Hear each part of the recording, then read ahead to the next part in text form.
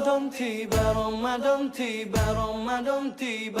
Marhaban ya Ramadan, marhaban ya Ramadan, marhaban ya Ramadan, marhaban ya Ramadan. A'udzubillahi minasyaitonirrajim. Bismillahirrahmanirrahim. Assalamualaikum warahmatullahi wabarakatuh. Alhamdulillahillazi arsala rasulahu bil huda wa dinil haq liyuzhirahu ala dini kulli wa kafa billahi syahida. Asyhadu an la ilaha illallah wa asyhadu anna Muhammadar Rasulullah. Puji syukur kehadirat Allah kita sampaikan karena sampai hari ini kita masih merasakan Ramadan yang indah.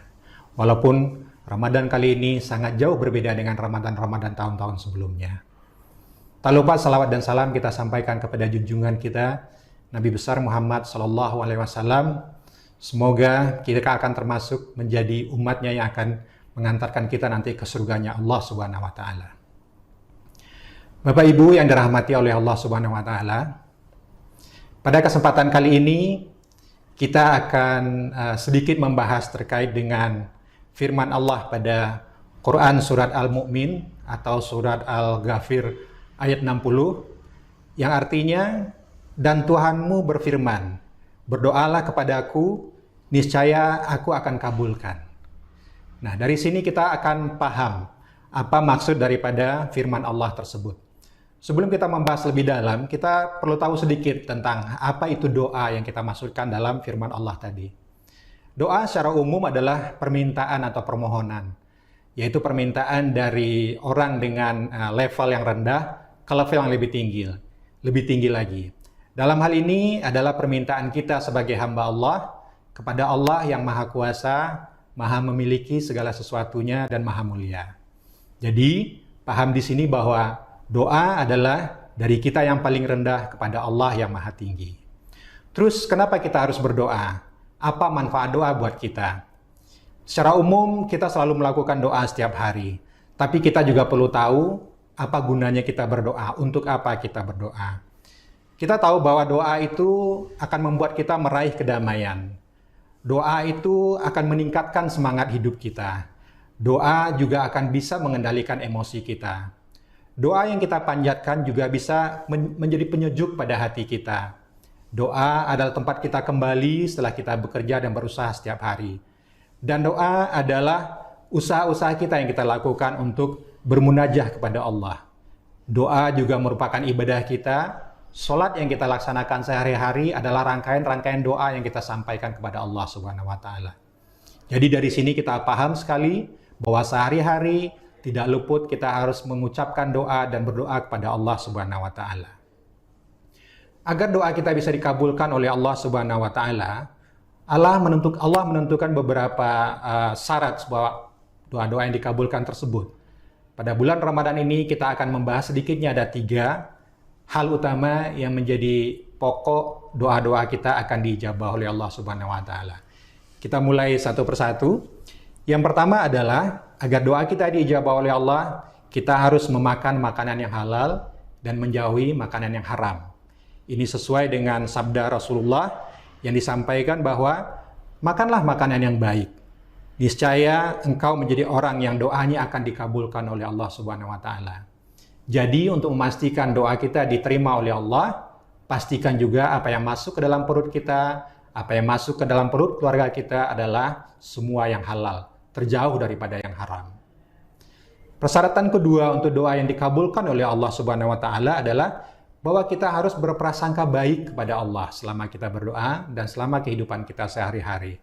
Ini juga berdasarkan daripada hadis yang dirawatkan oleh Bukhari dan Muslim. Aku akan mengikuti prasangka umatku kepadaku, dan aku selalu menyertainya apabila dia berdoa kepadaku. Dari sabda tersebut kita tahu bahwa Allah akan selalu berprasangka atau menetapkan apa yang berprasangka kita kepada Allah Subhanahu wa Ta'ala. Jadi, teruslah selalu berprasangka baik kepada Allah dari doa-doa yang kita panjatkan. Berdoa itu kepada Allah adalah meminta dari orang yang hina kepada Allah yang Maha Agung. Jangan terbersit sedikit pun dalam pikiran kita niat atau hal-hal yang meragukan kita akan terkabulnya doa kita tersebut. Jadi kepastian itu menjadi utama bahwa prasangka buruk pada Allah harus dihilangkan pada saat berdoa. Yang ketiga yang gak kalah penting adalah ada hal yang menentukan tempat atau waktu yang terbaik doa tersebut, di mana doa-doa tersebut akan dikabulkan oleh Allah Subhanahu wa taala. Misalnya kalau kita bicara dengan tempat, kita tahu bahwa ada Hijr Ismail, ada Maqam Ibrahim, ada Raudah yang merupakan tempat-tempat utama doa dikabulkan. Itu mungkin jauh dari negara kita ini. Tapi pada saat sekarang ini kita punya waktu-waktu tertentu yang menyebabkan doa kita dikabulkan oleh Allah Subhanahu wa taala. Ada beberapa yang terkait dengan waktu yang menyebabkan doa dikabulkan. Yang pertama misalnya selama bulan Ramadan. Bulan Ramadan adalah bulan-bulan di mana doa itu dikabulkan. Orang-orang yang berpuasa adalah orang-orang yang doanya dikabulkan oleh Allah Subhanahu wa taala. Di dalam bulan Ramadan kita juga selalu melaksanakan sholat tahajud malam, sepertiga malam terakhir. Pada saat tahajud pun itu adalah waktu-waktu di mana doa kita dikabulkan oleh Allah Subhanahu wa taala. Selain daripada itu, pada saat kita makan sahur, pada saat kita berbuka puasa, itu adalah waktu-waktu terpenting yang mengharuskan kita untuk mendoa kepada Allah Subhanahu wa taala. Jadi pastikan waktu-waktu itu kita sibuk dengan bermunajah kepada Allah, sibuk dengan berdoa kepada Allah, bukan sibuk dengan makanan yang telah terhidang atau makanan yang akan kita makan. Terus yang selain adalah pada saat setiap sujud kita di setiap sholat kita. Setiap akhir sholat kita, rakaat terakhir, sujud terakhir, pastikan kita menyisipkan doa-doa untuk kebaikan kita, untuk kebaikan keluarga kita, dan untuk kebaikan bangsa kita. Hal itu yang nanti akan membawa kita ke jalan yang lebih baik, di jalan Allah Subhanahu wa taala. Pada saat ini yang gak kalah penting waktu utama yang terkait dengan doa yang dijabah oleh Allah adalah doa-doa orang ketika merasa ketakutan, atau doa-doa orang yang sedang ketakutan, atau doa orang-orang yang sedang berhibah hati. Kita tahu saat ini seluruh umat manusia di dunia ini sedang dirundung sedih, sedang dirundung duka hati, sedang berhibah hati, karena sedang ada wabah yang sedang melanda dunia. Wabah itu bukan hanya suatu hal yang menakutkan bagi kita karena kita akan tertular, tapi wabah itu juga menakutkan bagi kehidupan kita. Kita takut bagaimana dengan usaha kita takut bagaimana dengan usaha saudara kita takut dengan bagaimana penghidupan kita. Nah, pada saat rasa takut ini, rasa menghibah hati ini datang ke diri kita dan merasa bagi hati kita, pastikan pada saat itu kita berdoa kepada Allah.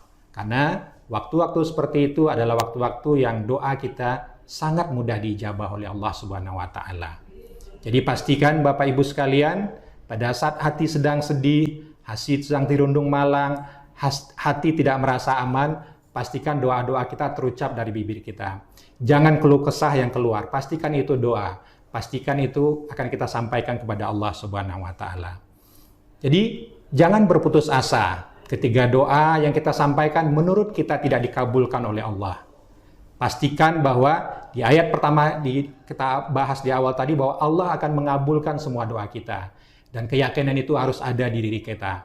Mungkin Allah akan menggantinya dengan hal-hal yang lain daripada yang kita doakan. Tetapi tentunya yang terbaik bagi kita. Atau mungkin Allah akan menunda kita mendapatkan apa yang kita harapkan tersebut yang akan diberikan oleh Allah di surganya nanti bersama dengan kebaikan-kebaikan lain kepada kita. Itulah untungnya orang yang berdoa. Apapun pasti didapat dari Allah Subhanahu wa taala. Kalaupun itu tertunda, tentunya itu semua akan kebaikan dan sesuai dengan yang dibutuhkan oleh kita manusia. Terakhir, marilah kita sama-sama saling mendoakan. Doakan teman kita, doakan diri kita, doakan keluarga kita, doakan orang tua kita. Saya juga perlu tahu di sini seberapa sering kita mendoakan teman kita, seberapa sering kita mendoakan saudara kita, seberapa sering kita mendoakan atasan kita. Pernahkah kita mendoakan pemimpin kita?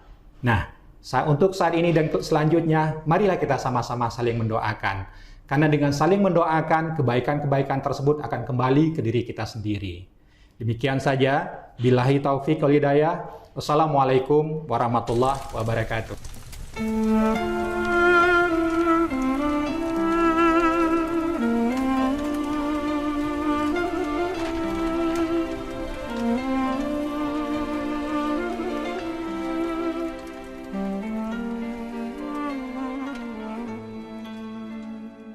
Ya